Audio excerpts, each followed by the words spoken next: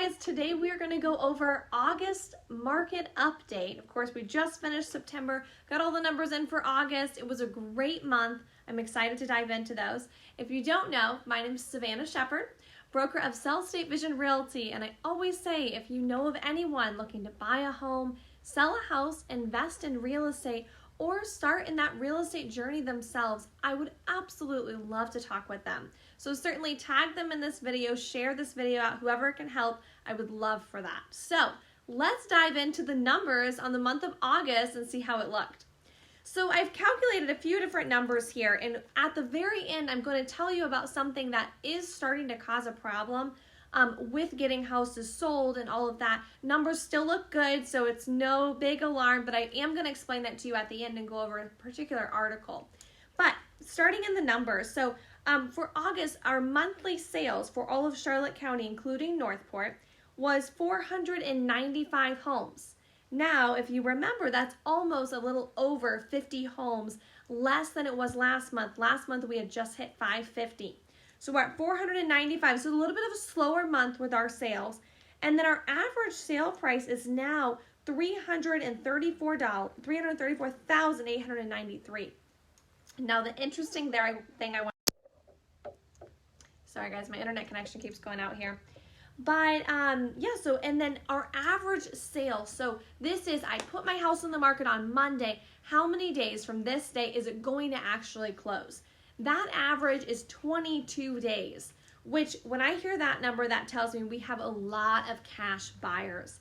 Because when you go to get a loan, it's going to take about a month before you can even close on that loan. And I'll tell you, you really need to tell yourself about 45 days the way the market is right now, because our appraisers, our surveyors, even our inspectors are so busy that it is taking a little bit longer than normal. So when you tell me my average days before a house actually closes is 22, I'm going to say, yeah, we have a lot of cash buyers in our market, and that's how we're able to get that number. So current inventory. How much inventory do we currently have on the market in Charlotte County, Port Charlotte, Punta Gorda, and Northport?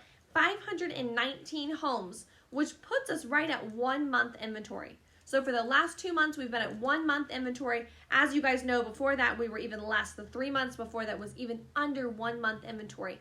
This is still very, very low. Anything under 6 months is a seller's market. Anything over 6 months is a buyer's market. So yes, it is still a major seller's market. You are getting great prices, average closing of 22 days. All of these numbers look really good for me. The only thing I can say is if you're looking to sell, put your house on the market. You will do great. You'll get an awesome price for it. And we need your house because there's like no houses to sell. So those are the statistics. Now I pulled one other thing I wanted to show you guys on statistics. It was an article I was reading about appraisals. And I know I've had so many conversations this past week and month for that matter about appraisals. Because yes, we can list our house. Let's say we're listing the house at $500,000. All of the neighbors have sold their house for $450,000.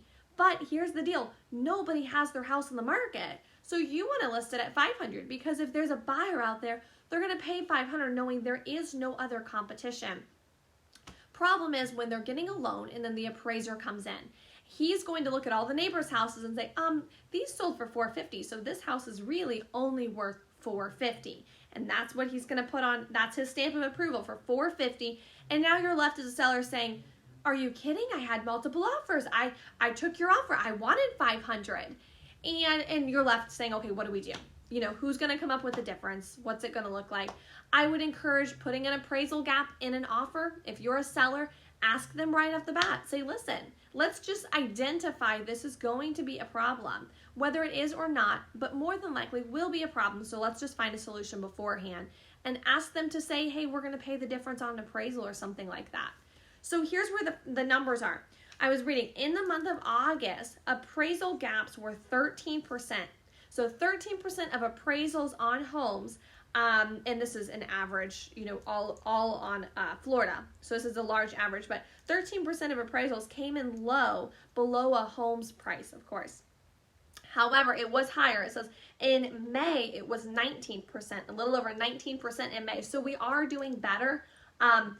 but at the same time, that number's normally really low. It's normally closer to like 5 or 7%, and we are at 13%. So just something to keep in your mind when you are dealing with a loan. That may be something that comes up, and you just want to prepare yourself one way or another to know it could possibly be an issue.